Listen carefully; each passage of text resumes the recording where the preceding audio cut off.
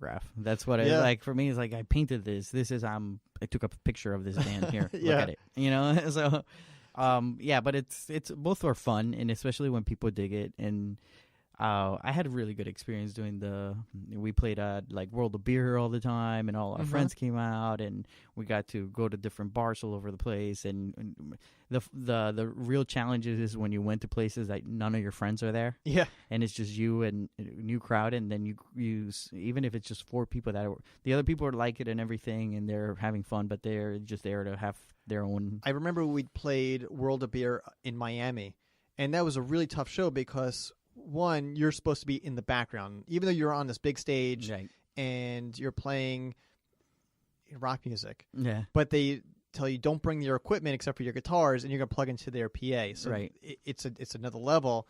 But we were still able to captivate them. So even though we're not playing that loud, we were playing and they were entertained. People were watching us. And I wonder, we played the songs well, but the song selection, I think that we picked really great songs. But it's funny because all those songs that we picked, then I heard them a lot. We were like, oh, look, we're doing this. And then you hear everybody doing the same songs. Eventually, everybody was playing the same songs that we were playing. But, we did pick we did like Real Big Fish. Yeah, really Beer. Songs that we wouldn't. We started with songs that we hadn't heard. So we were pioneering for our genre, right? Like we were the younger guys playing. Usually we were playing along classic rock guys. They were playing classic rock covers. We were doing the 90s covers. Right. And then everybody was doing it, and I'm sure. Yeah, that's true. I do hear a lot more people that are pulling out the 90s. Yeah, like nowadays you go out there, they're playing all the songs that we played and everything, and it's like, oh yeah, I used to cover that. Yeah. Well, I'll look at other cover bands and their set list, and I think there's like a core songs that you're always going to find. Yeah. When I come around, every band knows how to play that. Drive by Incubus. Like, there's this core songs that, all right, what do you know? All right, these are the ones I know. All right, match it up, and then we're going to go from there. We'll build it up. But I remember we would have people come up to us and strangers and be like, oh wow, nobody plays this, and thank you so much. I hadn't heard that song in a while because it was 90 songs and we're playing early 2000s, right? Yeah. So it's like, oh, I hadn't heard that. That's my high school music and blah blah blah blah, because it was for us, So that was satisfying, like all that, and I think we did a pretty good job. So high five. So I was playing in a cover band, Full Throttle. And you guys were great. Thank you, I appreciate that. So we would play these shows, and we were doing all of the hard rock and heavy stuff, and I felt like we should add some Chili Peppers, for example. Mm-hmm. And Rain Dance Maggie just came out, and I had this feeling that was going to be a hit song. I thought it was a great song to listen to, and people are going to dance to it and enjoy it, and I convinced the band to learn it. Mm-hmm. And we go out and we play it, and I saw 100 people walk off the dance floor. Oh, no. It bombed. Yeah. And we tried a couple more places, and it just never worked. Hit. That same thing happened to us with No One Knows, with Queens of the Stone Age, and we learned it. Okay. Hard, like difficult. How hard we worked to get the song perfect. Yeah, because it's got a lot of changes, a little, It's intricate. Yeah, it's an intricate song. It's not that difficult, but it just has a lot of changes. Everybody's got to be on time. Yeah. It's got the mood changes in it, and I thought we did it really well. And we did. And I was one of the songs, like, you play some songs and you're like, oh, okay, great, whatever. Uh-huh. But that was one of the songs like, oh man, this is so awesome. We can do it. It sounds so good, blah, blah. Every time we played it, same thing. People just tuned off and didn't really pay attention to it. Like, they didn't really. It's frustrating. Then you play some dumb song and everybody's like, yeah. Yeah. Some 4-chord song. Exactly. Loved it. Yeah. Yeah. I was thinking when you were thinking about that, like thinking of the difficulties of. It's always, for me, it's when we were playing out or anything. It's always I forgot something. Uh-huh. I forgot a stand. I forgot a tuner. I forgot a chord. And all this, like when you show up and you start freaking out, like, oh my god, I don't have this. I don't have that. Yeah. And then the other difficulty that I always face is the sound. Yeah. I think that kills me every time when the sound's not right. Because it's like you set up, you did everything you want, like the show is gonna go, and then you can't hear yourself, and you can't hear the guitar, you can't, you know what I mean? And that is like the biggest bummer ever, because I feel like you go home, like just defeated, deflated. Yeah, which I'm gonna say that Jeff, whenever we play Jeff at O'Malley's, he does such a great job with the sound. Having a sound guy, that knows what he's doing. That knows what he's doing, is a huge boon. And and then some of them, like Jeff is an awesome guy. He's like, you tell him, he'll help you with everything. But I have situations where the sound guys just don't care.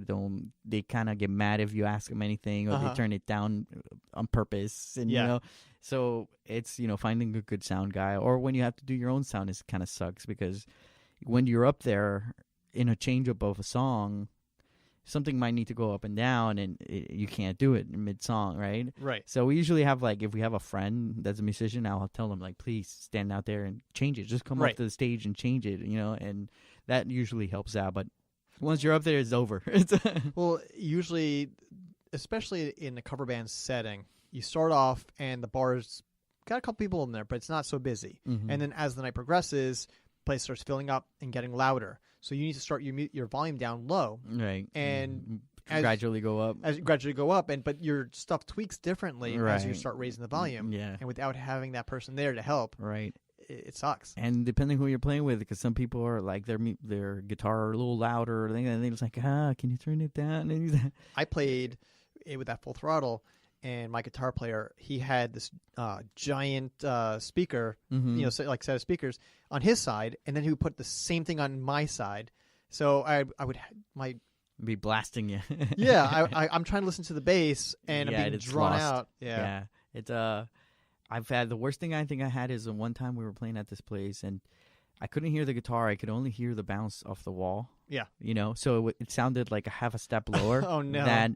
That I remember the song sounding, because I think it was just bouncing off the wall and coming back and sounding different. So I'm like, now do I sing it how I hear it, or do I sing it by memory? Yeah. And I think I sang it by memory, and I asked around, and they were like, oh no, it sounded okay. But people always say like it sounds fine, but I have no idea how it sounded for real. But it was like one of those decisions you have to make. Do I sing how I hear it, or do I just? Well, that's the funny thing about like these shows where it's cover, because people do know the song. They don't have to listen intently at everything that's going on. Right. So we used to switch songs, so different tunings. Mm-hmm. And there was one song where I was in drop D, and then the next song was in standard, and I didn't retune. Oh, no. And something I'm playing, and I don't even know, I think I was playing ZZ Top, one of their songs. So on the bass, it's super easy. Right. And all of a sudden, I'm like, something doesn't sound right. And then I had to adjust my hand. Oh. Yeah. And afterwards, I was like, oh, I can't believe I made that mistake. And everyone was like, I didn't noticed. hear anything. Yeah. Nobody does. Yeah, that's funny. I've had situations where you're in a small little stage and you start bumping into each other. Yeah. And I get frustrated pretty quick. I had poor Abner. One time when we were playing with Idiots on the Moon, and he gets really into it. He's like starts jumping around and doing his thing, right? And at one point I was singing, and his guitar got caught in the microphone. So he pulls it and is pulling the microphone away from me, and he's not noticing because he's all into the song, and he's just like just digging it and playing, and I gave him a tap on just kicked him on the shin, hey, just to give him like, hey, what's up? Yeah. But he was just so into it, he doesn't move. So I tap him again, bam, and he doesn't move. I'm like, all right. Bam! I hit him so hard, and he's like, "What?" And I was like, "Get off there!" And the next day, he's like, "Why'd you kick me so hard?" And I'm like, "I'm sorry, but you were like destroying. You're taking the microphone away." There was probably a better way to handle that, but that's how I think it's important to mention you're playing with the bass at the time. Yeah. I couldn't add my hands. There was no way to fix it. I'm like, right, you're gonna stop otherwise. Yeah. So, but it's funny, like the different difficulties you encounter up there. Yeah, I've played some places where you have a giant stage, and then I've played others where you're basically sitting on top of the drum kit.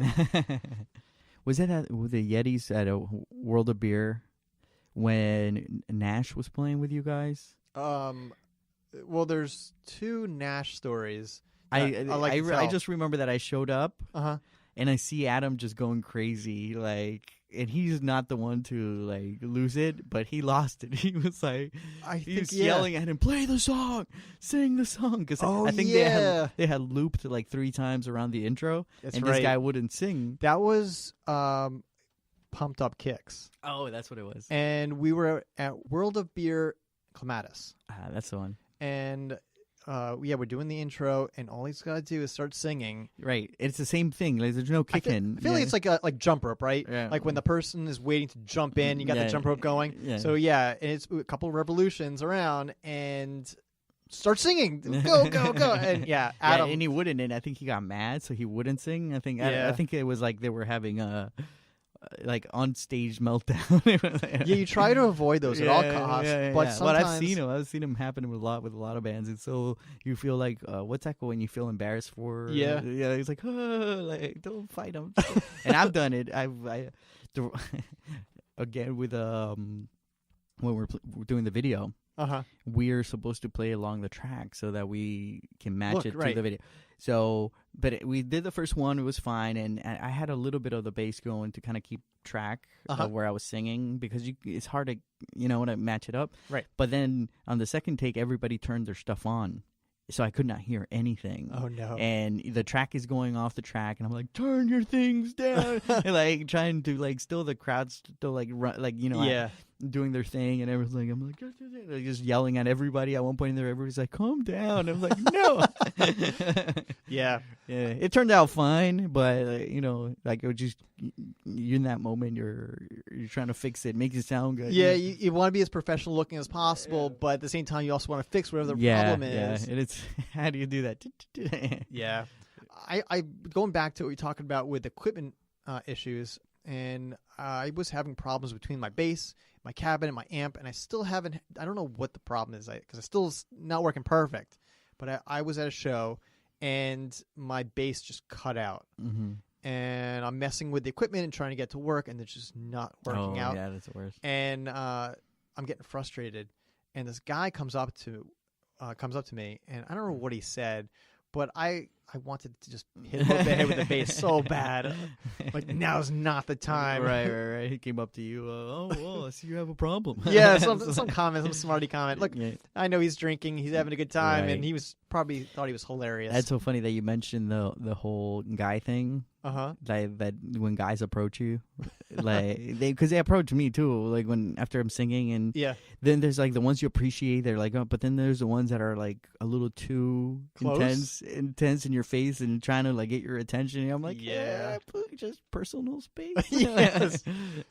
Yeah, true. One more story that I remember from when we played at World of Beer was we were on that tall stage at the Coconut Creek one on the top. And this happened twice, actually. But, the first time was we were playing, and I see some lady, and she looked kind of hot from far away, like some lady dancing, dressed real nice. I couldn't really tell she was far. I can't see that. She's dancing. Okay, yeah, cool.